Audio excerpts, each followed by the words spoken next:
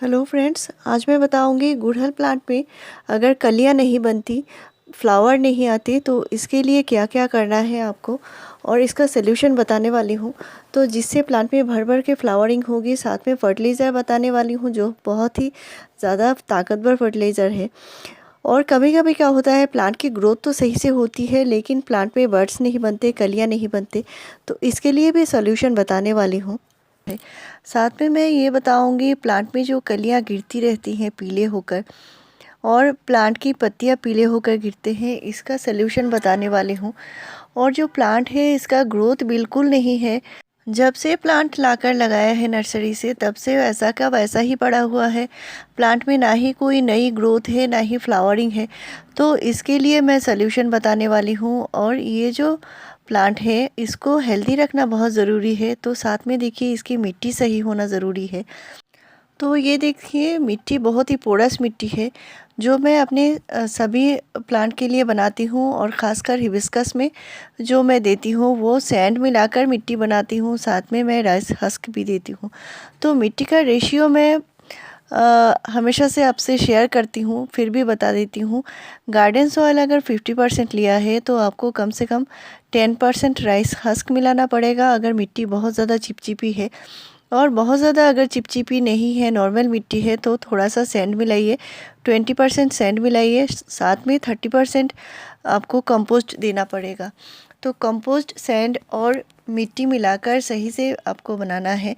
और ये मिट्टी जो है आपको कम से कम 10 से 15 दिन पहले बना लेनी होती है। इसके बाद प्लांट को रिपोर्ट करना होता है। इससे प्लांट हेल्दी बना रहता है। और जो जो भी कंपोस्ट देते हैं वो थोड़ा पुराना होना ज़रूरी है। और ये जो बात है, मिट्टी अगर पोरस नहीं रहेगी तो प्लांट न्यूट्रिशन कभी भी नहीं ले पाएगा। मिट्टी अगर बहुत ज़्यादा टाइट हो जाती है, सख्त हो जाती है, तो ये प्लांट के लिए सही नहीं है। और इस तरह के मिट्टी अगर है, पानी देने के 4 से 5 दिन तक आपकी मिट्टी सूखती नहीं है, तो इसका मतलब है मिट्टी चिपचिपी है। और इस तरह की मिट्टी आपको चेंज करने ज़रूरी है। तो आपको ये मिट्टी आप राइस हस्क और सैंड मिलाकर आप चेंज कीजिए। और साथ में अभी आप कर सकते हैं, क्योंकि अभी मार्च का महीना है, इस टाइम आप रिपोर्ट भी कर सकते हैं। रिपोर्टिंग के बाद 2 दिन से 3 दिन तक आपको कम से कम प्लांट शेड में रखना पड़ेगा। और ये जो प्लांट है ये एक हेवी फ्लावरिंग प्लांट है, इसको सनलाइट की बहुत ज़्यादा ज़रूरत है। तो आपके प्लांट में अगर कलियां नहीं बनती, प्लांट को कम से कम 7 से 8 घंटे का धूप दीजिए। अगर बहुत ज़्यादा गर्मी है, तो गर्मी में अगर 40 डिग्री सेल्सियस जा रहा है, तो इस तरह के टाइम में आपको दोपहर के धूप से बचाना है। साथ में मिट्टी के पीएच बैलेंस सही होना ज़रूरी है। मिट्टी अगर एसिडिक बनेगी तो मिट्टी में जो न्यूट्रिशन है वो सही से होगी, और प्लांट भी न्यूट्रिशन ले पाएगा, प्लांट की ग्रोथ सही से होगी। तो प्लांट की अगर अच्छे से ग्रोथ नहीं हो रही है, तो आप ये जो चाय की पत्ती है जिसको मैंने धोकर सुखा लिया है, यूज़ की हुई चाय पत्ती है, आप अगर फ्रेश चाय पत्ती देना चाहते हैं वो भी दे सकते हैं। कम से कम 1 टीस्पून दे सकते हैं 15 डेज़ के गैप में एक बार। और ये हमारे मिट्टी को एसिडिक बनाएगा, प्लांट को ग्रोथ करने में मदद करेगा। तो आप ये काम ज़रूर कीजिए। और अगर यूज़ की हुई चाय पत्ती देना चाहते हैं तो 2 टीस्पून दे सकते हैं मिट्टी में, और इसके बाद हल्के से पानी दे देना है। तो आपको दूसरा काम ये करना है, एक बार अगर मिट्टी में पानी डालते हैं, इसके बाद आपको मिट्टी सूखने तक का इंतज़ार करना पड़ेगा। इसके बाद ही दूसरी बार पानी देना है। पॉट में प्लांट लगा हुआ है, इसका मतलब ये नहीं है हर रोज़ पानी देना है। मिट्टी एक बार ड्राई होने के बाद ही आपको पानी देना है, नहीं तो प्लांट में बहुत सारे प्रॉब्लम आएंगे। ये जो कलियां गिरने का प्रॉब्लम होता है, एक्सेसिव वाटर की वजह से भी होता है। अगर मिट्टी हर वक्त गीली रही तो भी ये कलियां गिरने का प्रॉब्लम आएगा। साथ में आपके प्लांट की ग्रोथ नहीं होगी, क्योंकि रूट कभी भी न्यूट्रिशन नहीं ले पाएगा। तो रूट को सही से न्यूट्रिशन लेने के लिए मिट्टी थोड़ा ड्राई साइड में जाना पड़ता है। इसके बाद ही मिट्टी आप जो भी न्यूट्रिशन देंगे रूट ले पाएगा। गीली मिट्टी में कभी भी रूट कोई न्यूट्रिशन नहीं ले पाता, क्योंकि रूट में ऑलरेडी जो पानी भरा हुआ होता है। तो इसके लिए आप देख सकते हैं मेरी पॉट की मिट्टी थोड़ी ड्राई साइड में है। और इस तरह की मिट्टी बनने के बाद ही फिर से न्यूट्रिशन देना पड़ता है, फर्टिलाइज़र दे सकते हैं, पानी भी दे सकते हैं। तो मैं जब भी फर्टिलाइज़र देती हूँ आपसे शेयर करती हूँ, मिट्टी ड्राई होने के बाद ही देना होता है और इस टाइम देने से प्लांट सही से ले पाएगा और प्लांट की ग्रोथ सही से होगी। मिट्टी हर वक्त गीली रखना सही नहीं होता, तो इस बात का ध्यान रखिए। साथ में अगर आपके प्लांट के जो ब्रांचेस हैं लगी होते जा रहे हैं, लंबे होते जा रहे हैं, लेकिन इसमें कोई भी फ्लावरिंग नहीं है, कोई भी बड्स नहीं बन रहे हैं, कलियाँ नहीं हैं, बहुत दिनों से प्लांट में कोई भी कलियाँ नहीं बनी है, तो इसके लिए प्लांट को प्रूनिंग कीजिए, यानी कटाई छटाई कीजिए। तो इस टाइम क्या होता है, प्लांट में नए नए ग्रोथ होने का टाइम है और इस टाइम प्लांट को प्रूनिंग करेंगे तो प्लांट में ग्रोथ बहुत जल्दी से होगी और कलियाँ भी बहुत जल्दी से बनेंगी।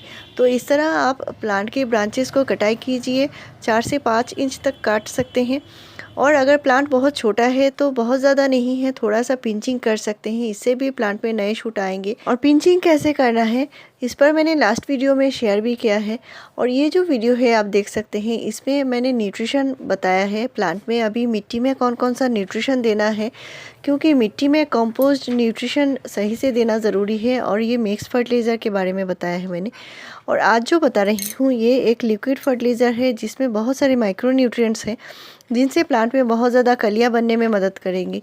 और ये फर्टिलाइज़र आपको सारे ही प्लांट में देने होंगे जो भी प्लांट फ्लावरिंग करते हैं, फ्रूटिंग करते हैं और जिनमें वेजिटेबल्स आते हैं, ये फर्टिलाइज़र दे सकते हैं। बिल्कुल होममेड फर्टिलाइज़र है, फ्री का फर्टिलाइज़र है।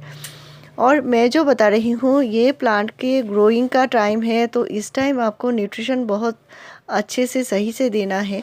तो मार्च महीने में कौन कौन सा ज़रूरी काम करना है इस पर डिटेल्स वीडियो दिया हुआ है। मेरे पुराने वीडियोस आप ज़रूर देख सकते हैं, फॉलो कर सकते हैं, इनसे आपको ज़रूर फ़ायदा मिलेगा।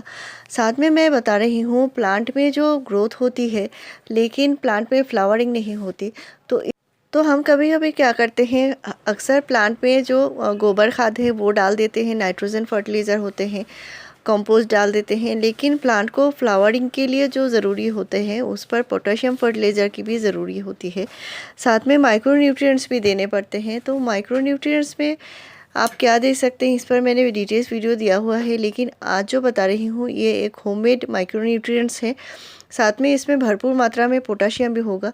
तो ये मैंने एलोवेरा के पत्तियाँ लिया है और आपके पास अगर ज़्यादा है तो आप ज़्यादा करके फर्टिलाइज़र बना सकते हैं। तो साथ में ये है केले का छिलका यानी बनाना के पील्स। तो एलोवेरा के पत्ती और बनाना के पील्स मिलाकर ही फर्टिलाइज़र बनाएंगे, ये है। तो एलोवेरा के जो पत्ती होती है इसमें बहुत सारे न्यूट्रिशन होते हैं जिनमें बहुत सारे माइक्रो न्यूट्रिएंट्स भी होते हैं। तो इसके लिए मैंने यहाँ पे 3 बनाना के पील्स लिए जिसमें भरपूर मात्रा में पोटेशियम होता है और भी सारे न्यूट्रिशन होते हैं जो फ्लावरिंग लेने में बहुत ज़्यादा मदद करती हैं। साथ में मैंने एलोवेरा की पत्ती लिए हैं और इसमें और भी कुछ डालना है बाकी है।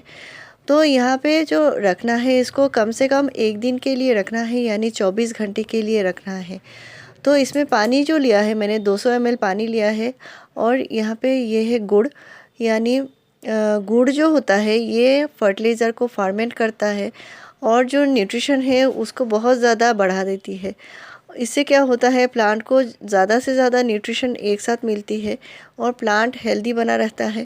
तो इसको 24 घंटे के लिए रखना है और ये जो फर्टिलाइज़र बनेगा इसको आप 15 डेज़ के गैप में एक बार दे सकते हैं। ज़्यादा से ज़्यादा फ्लावरिंग ले सकते हैं और अपने हिबिस्कस में दे सकते हैं, गुड़हल में दे सकते हैं, मोगरा में दे सकते हैं, चांदनी में दे सकते हैं, एक्जोरा में दे सकते हैं। जितने सारे फ्लावरिंग प्लांट्स हैं सभी में दे पाएंगे। तो मैंने यहाँ पे 3 एलोवेरा के पत्ती दिए हैं और साथ में बनाना के पील्स दिए हैं। तो बनाना पील्स मैंने 3 दिए हैं, साथ में 200 ml पानी है। तो आपको अगर ज़्यादा बनाना है तो इस तरह से आप ज़्यादा क्वांटिटी में बना सकते हैं और मात्रा का उतना इशू नहीं है।